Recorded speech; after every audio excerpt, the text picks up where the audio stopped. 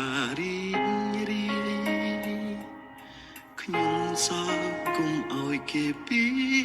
បាក់ចិត្តទាំងដែលជីវិតពិតហាក់សូមសងទៅទេ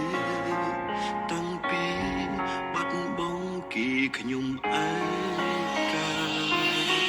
ពេលខ្លាំងនៅមានសង្ឃឹមគិតថាអូនអាចត្រឡប់មកវិញព្រោះហេតុផលពេលបែកហាំងដូចមិនស័ក្តិសមទើបចិត្តនៅតែក្រៀម